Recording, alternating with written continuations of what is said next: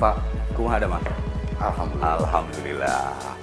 Oke, dan pemirsa, ini adalah Kepala BPMPT untuk Kota Sukabumi, ada Bapak Dr. Andes Beni Hairani MM. Dan kita di kesempatan hari ini akan berbincang-bincang pada program Bukan Sekedar Bicara, tentunya hanya di MBS TV. Pak, boleh diceritain, banyak masyarakat yang nggak paham, terutama masyarakat Kota Sukabumi, apa sih sebenarnya BPMPT itu? BPMPT itu bukan badan penanaman modal dan perizinan terpadu, jadi yang melayani masyarakat untuk memberikan kemudahan-kemudahan dalam perizinan. Itu ada 43 izin yang kita terbitkan. 43 jenis izin Yang didelegasikan oleh wali kota kepada kita. Oke. Mulai dari izin mendirikan bangunan sampai izin usaha dan sebagainya.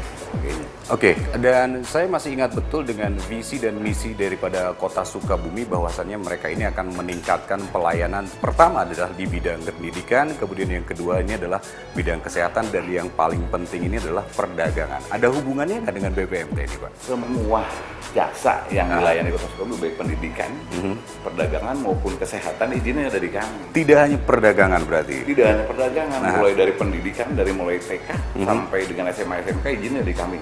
Kesehatan, klinik, apotik, dan sebagainya, bidang medis, izinnya ada di kami.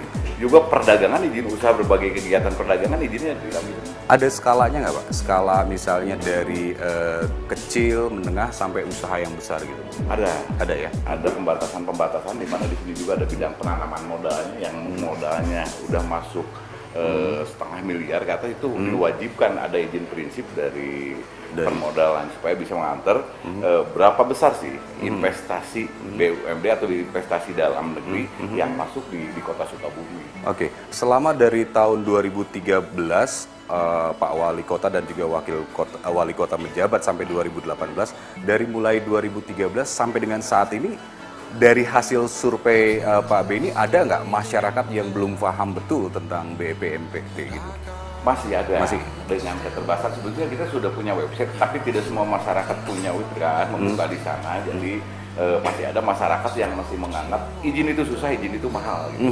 Padahal bisa dilihat itu di tarifnya itu semua perizinan yang ada di kita itu yang kena retribusi itu cuma 3.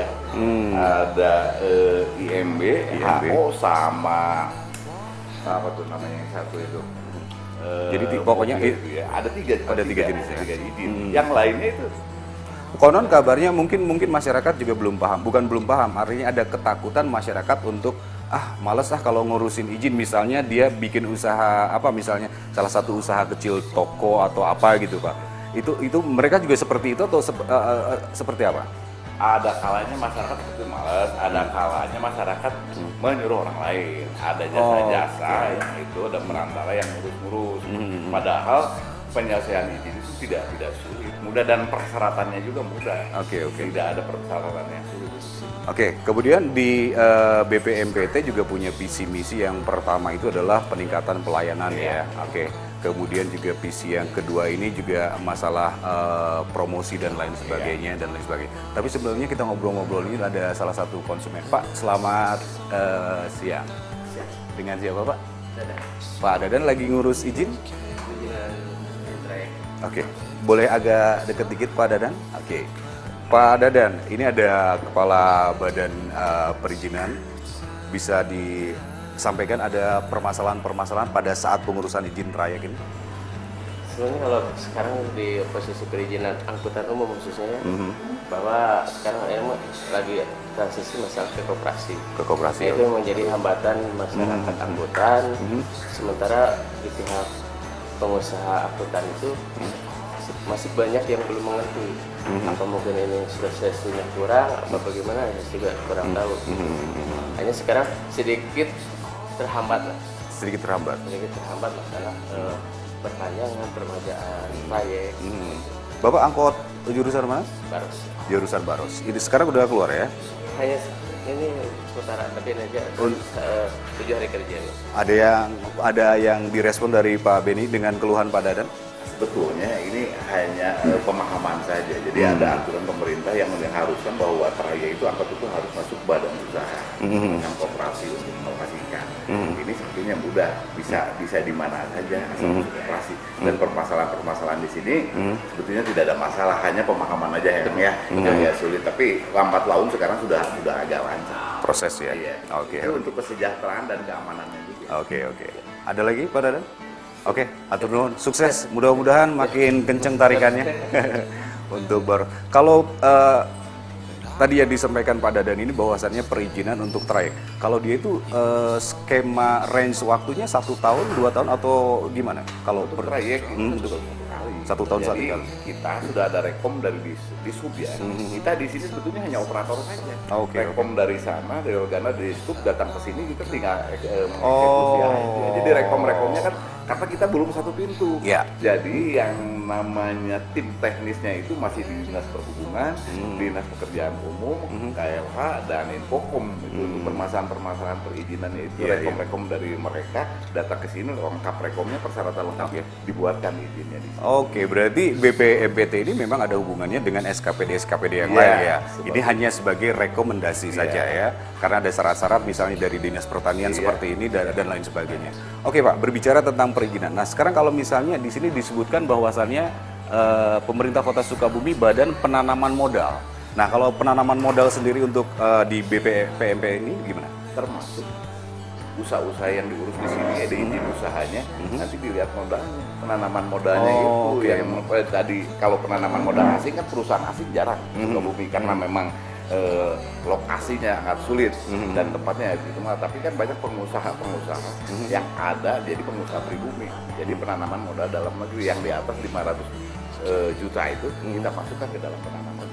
Oh itu Jadi tercatat berapa sih modal yang diinvestkan dari usaha-usaha yang ada di dalam negeri, pengusaha dalam negeri di Kota Sukabumi. Oke, baik. Oke, sekarang kita berbicara tentang proses perizinan atau mungkin penanaman modal. Ini ada beberapa loket, Pak. 1, 2, 3, 4. Apa bedanya? Atau sama aja? Sama aja sih, mereka ini mulai dari orang di loket 1 sampai loket 4 tidak ada klasifikasi ini melayani apa. Sebabnya ini juga bisa bergilir. Seperti dalam waktu istirahat di jam 12 nih. Oke. Jam 12 kan nggak ada istirahat, nanti jadi bergilir. Bisa aja bagian trayek melayani ini, HO bisa aja HO melayani YMB. Yang penting persyaratannya sudah ada di sana dan kami tegaskan kepada teman-teman di sini boleh masuk didaftarkan setelah persyaratan itu lengkap, karena kita hanya menjalankan aturan dan perda dengan aturan persyaratannya jelas dan itu tidak bisa neko-neko di sana. Oke. Selama persyaratan itu lengkap, tidak dilihat orangnya ganteng atau tidak, kita masukkan ini loh haknya dia. Iya. Boleh berizin. Oke, tadi saya juga wawancara dengan Bapak Ahmad Fahmi menyebutkan bahwasannya kalau ada masyarakat Kota Sukabumi yang akan menanam modal atau melakukan proses perizinan, Pak Fahmi menyebutkan 3 hari langsung selesai. Jangankan 3 hari, syaratnya lengkap 1 hari selesai. 1 hari Bapak justru, asalkan syaratnya lengkap ya? Iya. Oke. Baik, kita ngobrol-ngobrol dulu, tapi ini lagi serius. Oke, sebentar Pak, boleh ngobrol-ngobrol sekedap, mangga Pak Lidi, Punten Abdi Alpin, Bapak sareng saha? Didi Hidayat. Pak Didi Hidayat, mangga di Pak Lidi. Pak Didi Hidayat, ini kepala BPMT ini ya. Mungkin ada sesuatu yang disampaikan atau lagi proses izin apa ini Pak? Izin buat IMB. IMB, oh izin mendirikan bangunan. Oke. Ya. Ada permasalahan atau lancar-lancar saja? Alhamdulillah selama ini lancar. Ya. Izin mendirikan bangunan rumah di pinggir jalan atau di Agak masuk ke dalam. agak masuk ya? Syarat-syaratnya apa saja yang di Ya, saya masukin KTP, fotokopi NPWP, kemudian SPPT, kemudian Lunas pajak? sertifikat, lunas pajak, ya lunas pajak. Oke, berarti udah clear Pak? Warga yang baik. Warga yang- Kalau lunas pajaknya nggak lunas ya dilayani, ini kan warga yang Perizinan dari tetangga, Oh, perizinan dari tetangga. Dan semuanya udah komplit berkasnya ya? komplit. Oke, mangga Pak Didi di Lajang. Oke Pak, kalau proses perizinan IMB itu misalnya saya punya rumah di Sukabumi, tapi masuk gang, Iya. terus gangnya masuk lagi, itu juga harus pakai IMB atau tidak? harus. Harus Pak ya? Dia mendirikan bangunan dimanapun kan itu harus disesuaikan dengan RPW dan sebagainya. Lalu ada hitung-hitungannya, tarifnya juga ada. Ada kemungkinan ke depannya pemerintah kan ini harus lengkap legal aspeknya, kita punya rumah ada izinnya. Kan mungkin nanti ke depannya ada juga yang perlu dipikirkan. Tidak hanya beras gratis, IMB juga digratiskan kan bagi yang tidak mampu kan bisa-bisa saja kan. Iya. Ini juga harus jadi program. Tapi minimal legal aspek dari warga itu terlindungi dengan izin. Dengan izin mendirikan bangunan. Saya kira hanya yang di pinggir-pinggir jalan besar, ternyata yang di gang-gang juga besar. Walaupun seberapa besar luasnya juga tetap harus.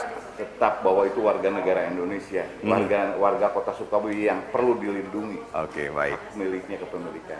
Oke, Pak Benny, nanti kita ngobrol-ngobrol lagi seputar masalah Badan Penanaman Modal dan Pelayanan Terpadu. Oke, pemirsa, di program Bukan Sekedar Bicara untuk kesempatan hari ini kita spesial langsung mengunjungi kantor daripada kantor BPMPT Kota Sukabumi dan langsung dengan kepalanya yaitu Bapak Dr. Andes Beni Hairani MM. Kita akan segera kembali dan jangan kemana-mana, tetap di Bukan Sekedar Bicara MGS TV.